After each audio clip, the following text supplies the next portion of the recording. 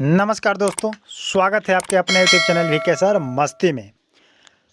आज की इस वीडियो में आज हम लोग बात करेंगे कि अगर बहुत सारे लोगों का प्रश्न है और ये समस्याएं आ रही है कि अगर बड़े भाई के नाम से अगर ज़मीन खरीदा गया है, पूर्वजों ने खरीद दिया है, उसके नाम पर चढ़ गया है और उसी के नाम से जमाबंदी फॉर्म भी आ चुका है, तो उसमें छोटे उससे छोटे मझले 2-4 भाई है, तो एक भाई के नाम से है तो बाकी भाइयों के नाम पर कैसे होगा? उसको हिस्सा मिलेगा या नहीं, शेयर मिलेगा या नहीं?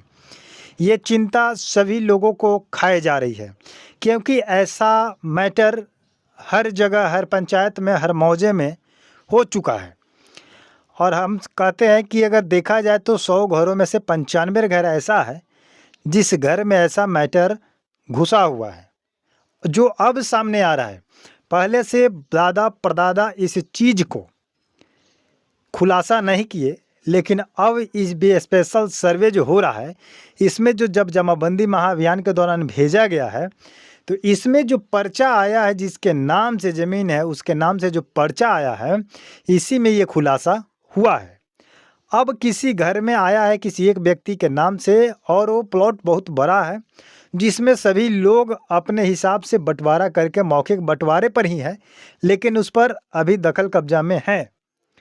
तो वैसी स्थिति ये आ रही है कि सभी लोग अब जिसके नाम पर आया है वो सीधे डायरेक्ट बोल रहा है कि अब हम किसी को नहीं देंगे, क्योंकि ये मेरे बाप दादा का नाम पर ज़मीन है तो ये मेरा हुआ। ये पोता बेटा कह रहा है उनके 2-4 पीढ़ी बाद।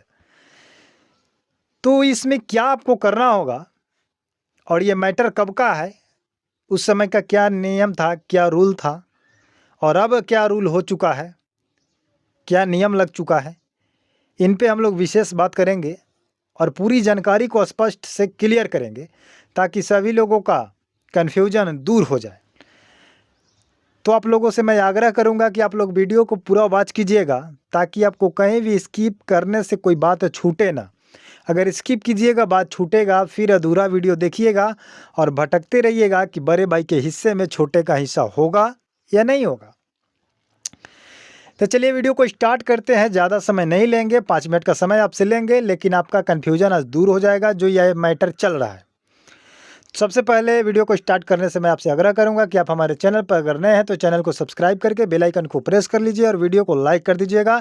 पूरी वीडियो देखने के बाद कमेंट में जो आपका निर्णय निकलेगा वह स्पष्ट रूप से यस या नो में आप लिख दीजिएगा। या कोई आपको प्रॉब्लम हो, समझ में नहीं आया हो क्या, या ये समझाने के बाद अगर कोई आपके अलग मन में प्रश्न आता हो तो उसको आप हमसे शेयर कर सकते हैं, उस पर विचार किया जाएगा।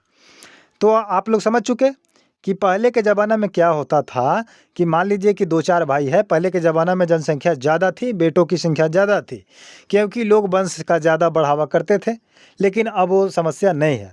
तो उस समय में क्या था कि मान लीजिए कि अगर घर में 5-6 बेटा है या 4 बेटा है, 3 बेटा है, तो कोई एक बड़े बेटा अगर घर पे है, कम पढ़ा लिखा है, नहीं पढ़ा लिखा फिर भी घर पे है, या हो सकता है कि वो बाहर चला गया हो, या किसी की नौकरी लग गई हो, या कहीं कंपनी में काम कर रहा हो, और 2-4 भाई जो हैं छोटे छोटे हैं, अभी पढ़ रहे हैं, लिख रहे हैं, खा रहे पी रहे हैं, 2-4 साल, 5 साल, 8 साल, 10 साल के हैं।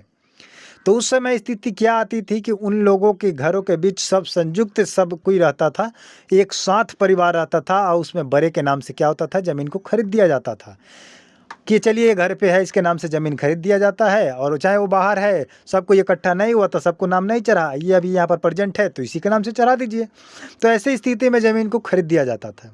लेकिन वही सिलसिला आज मजबूरी बन चुका है, गले का फांस बन चुका है, घरों में विद्रोह का मतलब जड़ पैदा हो चुका है कि आखिर होगा तो क्या होगा। तो ये मैं बात करता हूँ कि जिस समय ये बड़े बेटे या छोटे बेटे किसी के नाम से अगर ज़मीन खरीदा जाता था या भाइयों में खरीदा जाता था, जैसे 5 भाई है, किसी भाई के नाम पर हो गया और सभी भाई एक साथ है, किसी का भी शादी विवाह नहीं हुआ है, तो संयुक्त खाता, संयुक्त जमाबंदी में किसी एक के नाम पर क्या हुआ, रजिस्ट्री हो चुका। तो ये नियम था 1956 के लगभग में। तो 1956 के नियम में ये कहता था कि जब बड़े भाई के नाम से अगर कोई ज़मीन हो चुका, खरीदा चुका, तो उसमें सभी छोटे बड़े सभी का हिस्सा होगा। लेकिन इस नियम को आगे चल कर के अब जो नए प्रेजेंट 2000 के बाद पास किया है, तो उसमें क्या किया गया, इसको तोड़ दिया गया है, ख़त्म कर दिया गया है। अब इसमें कर दिया गया है कि नहीं, जिसके नाम पर दस्तावेज होगा, खतियान होगा, ये उसी के नाम पर रहेगा और उसी का हक होगा, उसी का ज़मीन होगा, नए मैटर में है। लेकिन अगर उस समय का मैटर अगर पूरे ज़मीन ही उसी के नाम पर है, पूरे ख़ानदान के नाम पर, किसी एक के नाम पर है, तो सभी लोग अगर छोड़ दे उस नियम को फॉलो करने के लिए, अभी का जो प्रेजेंट चल रहा है, तो उसमें क्या होगा, सभी बेदखल हो जाएंगे, सभी बेज़मीनी हो जाएंगे, सबका घर बर्बाद हो जाएगा और झगड़ा हो जाएगा, विवाद हो जाएगा। तो इस समय आपको करना यही है कि अगर आपका किसी प्लॉट में अगर किसी बड़े का नाम है, किसी बड़े चाचा का नाम है, बड़े बेटे का नाम है, तो अगर आप उसमें अगर देखना चाहते हैं कि ज़मीन इसमें हिस्सा होगा या नहीं होगा, तो उसके लिए आपको 2 रूल फॉलो करना पड़ेगा। एक रूल तो ये है कि सबसे पहले जाकर के आपको आरएस वाला क्या करना है, आरएस वाला रिविजनल खतियान को निकालना है। ठीक है, उसमें क्या था कि उस समय रिविजनल जब हो रहा था, आरएस जब रिविजनल सर्वे हो रहा था, तो उस समय क्या किया कि जिसके नाम पर ज़मीन खरीदाया है उससे कोई मतलब नहीं था, उसके घर में कौन कौन है प्रेजेंट में देखा जाता था, सभी लोग सम्मिलित में है, संयुक्त में है कि नहीं, परिवार एक साथ है कि नहीं। उस समय में 2-4 व्यक्तियों का नाम चढ़ा दिया जाता था। मान लीजिए कि किसी श्याम के नाम पर है, उसके भाई है, तो उसके नाम को उसमें क्या किया जाता था, चढ़ा दिया जाता था। ठीक है, रिविजनल सर्वे खतियान में। लेकिन अगर उसको निकाल लीजिए, अगर उसमें अगर है तो ठीक है, अगर नहीं है तो उसके बाद क्या कीजिएगा। उस समय क्या हुआ था कि रिविजनल सर्वे में 20 से 25 लगभग ऐसे जिला थे जिसमें रिविजनल सर्वे फाइनल हो चुका था और रिविजनल खतियान बना दिया गया था। लेकिन बहुत सारे ऐसा जिला भी रह चुका जिसमें रिविजनल सर्वे असफल हुआ, असंभव हुआ, जिसमें काम नहीं हो गया। तो आपके मन में ये प्रश्न होगा कि रिविजनल सर्वे जहाँ कंप्लीट हो गया तो वहाँ तो रिविजनल सर्वे ने खतियान निकलेगा, लेकिन जिस जिला में रिविजनल सर्वे नहीं हुआ, जहाँ पर सीएस होकर के रुक गया था, सीएस के बाद रिविजनल हुआ, रिविजनल सब जगह नहीं हुआ और ये आपका स्पेशल चल रहा है, तो सीएस वाला देखेंगे क्या? नहीं, तो सीएस वाला आपको नहीं देखना है कि उस समय क्या करना है कि जिस व्यक्ति के नाम से ज़मीन खरीदा जाता था वो व्यक्ति घर पर रहता या नहीं रहता, लेकिन उसके बाद जब जितने घर में व्यक्ति था आपस में ज़मीन को बांट करके जब बोता था, तो उस समय स्थिति ये था कि सभी लोग अपने नाम से अलग अलग रसीद कटवाते थे, मालगुजारी को जमा करते थे, यानी कि जिसको हम लोग लगान बोलते हैं। क्योंकि उस समय पट्टेदारी था, पट्टेदारी आज भी है, तो उस समय यही लोग देखता था कि सभी ज़मीन एक व्यक्ति के नाम से है। ध्यान से समझिएगा कि एक व्यक्ति के नाम से है, तो एक ही आदमी इतने ज़मीन का लगान क्यों भरेगा? नाम पर है तो ज़मीन आपस में बांट लिए, तो अब आपस में बांट लिए तो अपना अपना हिस्से का जा करके लगान को क्या कीजिए, जमा कीजिए और रसीद को क्या कीजिए, कटवाइए। तो दूसरा नंबर ये आपका टॉपिक हो गया, ये बोनस पॉइंट हो गया कि अगर आपको आरएस वाला खतियान में अगर आपका नाम नहीं है तो उससे आपको घबराने की आवश्यकता नहीं है।